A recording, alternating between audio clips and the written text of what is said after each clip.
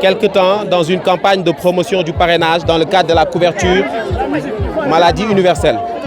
La couverture maladie universelle, vous le savez, est un programme qui a été lancé en 2013 et dont la vocation est de permettre à tous les Sénégalais de se soigner sans difficulté financière.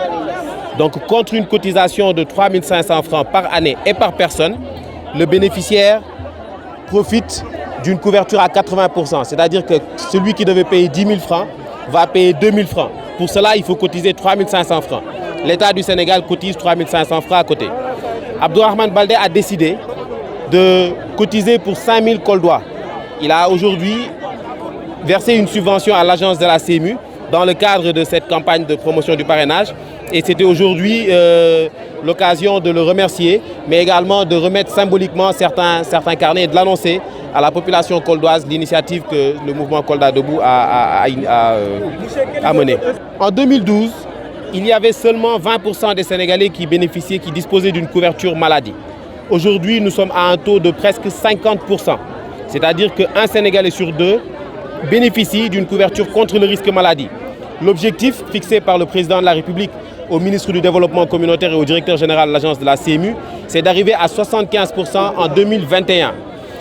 Nous essayons, avec ce genre d'initiative-là, de sensibiliser les populations sur l'intérêt d'adhérer à la CMU. C'est un intérêt réel, comme je vous l'ai dit tout à l'heure. Quelqu'un qui doit payer 100 000 francs, en adhérant à la couverture maladie universelle, paiera 20 000 francs, contre une cotisation annuelle de 3 500 francs uniquement.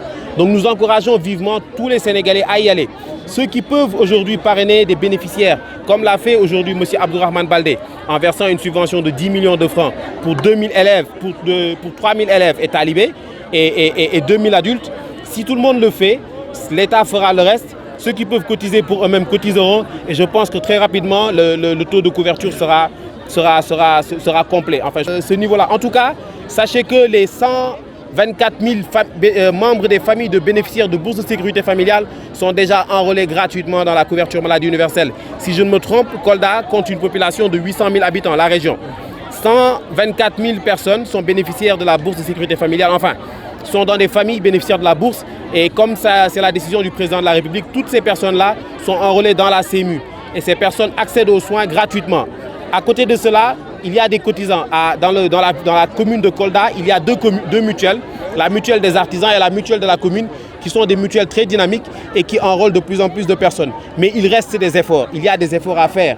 Et si aujourd'hui les Koldois se mobilisent, ceux qui peuvent cotiser pour eux-mêmes cotisent pour eux-mêmes, ceux qui peuvent, comme Abdourahmane Baldé, parrainer d'autres, qu'ils le fassent. Et je pense que très rapidement, Kolda sera une ville modèle, une région modèle en matière de couverture maladie universelle. Un des membres du mouvement Kolda Debout, Kolda Rodo, qui avons eu cette initiative d'organiser dans le secteur de la santé des journées de consultation gratuites avec don de médicaments et de lunettes correctrices. Nous avons fixé l'objectif à 3 000, mais nous sommes, après les 48 heures, en mesure de dire qu'on a largement dépassé cet objectif. Mais seulement ces journées ne se limitaient pas à des consultations dans le domaine, en tout cas, dans le domaine des dons de médicaments et dons de lunettes. Nous avions aussi prévu de faire le lancement officiel de l'enrôlement dans le domaine de la couverture maladie universelle avec l'agence CMU qui s'est déplacée et que je remercie au passage pour être venu en tout cas assister au lancement officiel de l'enrôlement des 5 000 bénéficiaires. Donc comme ils l'ont rappelé, il y a 2 000 élèves et 1 000 talibés et 2 000 standards, disons personnes normales qu'on a essayé de prendre en charge en donnant un peu l'exemple par rapport aux acteurs de la région qu'il est possible d'aider les populations autrement en venant les parrainer dans ce genre d'initiative et de les accompagner dans le domaine de la santé. Donc à ce jour, je pense que nous venons simplement de lancer l'enrôlement, mais comme ils l'ont rappelé, la cotisation, en tout cas venant de notre part, est effective au niveau de l'agence. Donc il suffit que le mouvement Kolda Debout, d'ailleurs que je remercie au passage, les médecins qui sont venus, qui se sont mobilisés massivement avec l'OADAS et le Kolda Assistance Médicale. Ils se sont mobilisés largement pour essayer de couvrir le maximum au niveau des consultations gratuites et des dons de lunettes. Pour ce qui concerne l'agence de couverture maladie universelle, qui est un programme du président de la République Macky Sall, nous avons jugé utile d'utiliser certains programmes qu'il a lancés pour essayer d'accompagner les populations, pour essayer de leur venir en aide et de les accompagner dans leur prise en charge des besoins les plus importants pour leur développement. Donc ça, ce n'est qu'un exemple parmi tant d'autres qu'on est en train d'essayer d'organiser. Nous avons vu la DER avec l'accompagnement que nous avions obtenu pour lancer une boulangerie et accompagner aussi les jeunes de Kolda.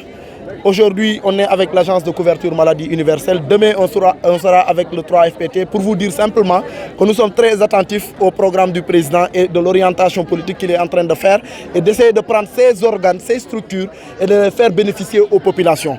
Sauf que dès que vous faites ça, on vous dit que vous faites de la politique politicienne.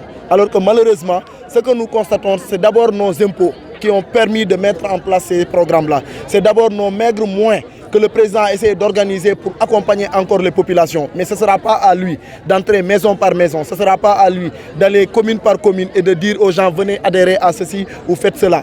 C'est aux acteurs de chaque région, c'est aux fils de chaque région, de chaque commune, de chaque contrée de s'organiser pour faire bénéficier aux populations des programmes que l'État a mis en place.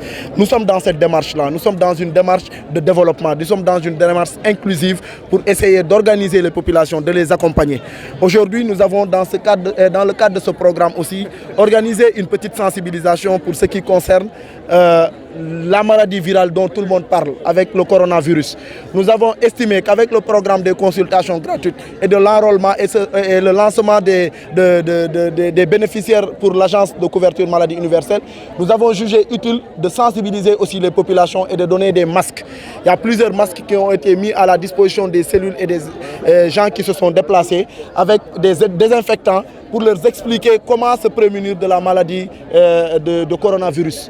Donc nous avons estimé que pour nous aussi, nous avons une responsabilité au moins d'informer et de sensibiliser les populations sur ce qui se passe. Nous savons les difficultés qu'avont les Koldois pour au moins réunir l'ensemble des spécialités ici.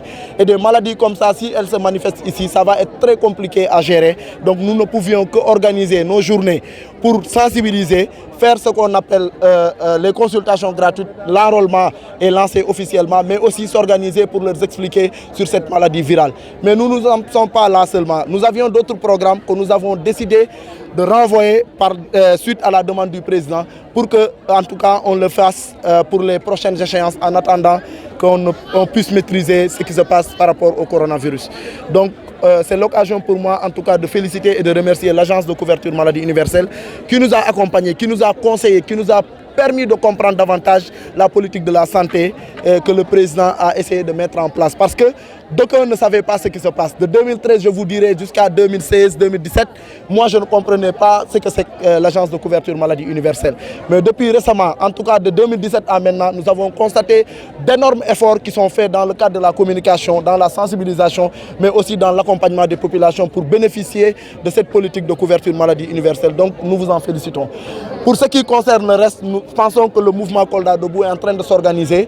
Au lieu de faire des festivités, nous nous sommes organisés pour faire la rupture, organiser les choses autour du développement des populations. Aujourd'hui, c'est ce qui justifie cette rencontre que nous avons essayé de gérer au maximum pour qu'il n'y ait pas de débordement, que nous avons essayé d'organiser dans les meilleures, en tout cas, conditions pour que les gens puissent comprendre l'objectif et l'orientation du mouvement Kolda Debout, dont je suis membre et membre fondateur avec beaucoup de nos camarades qui sont sur place. Donc c'est l'occasion pour moi de les féliciter et de leur rendre un vibrant hommage pour leur organisation qui s'est faite, comme je vous l'ai dit, presque sans moyens. Parce qu'on n'a donné à personne ici un seul franc pour leur demander de venir. On a un programme, on l'a déroulé, on a invité les gens, ils ont répondu massivement. Donc c'est l'occasion aussi de féliciter les populations koldoises, de féliciter l'ensemble des femmes, surtout de la mutuelle d'épargne des femmes, surtout des femmes du mouvement Kolda Debout, Madame Badiane, Bassiratou Bari et toutes les personnes qui se sont organisées. Si je cite, certains pourraient être frustrés. Je remercie tout le monde.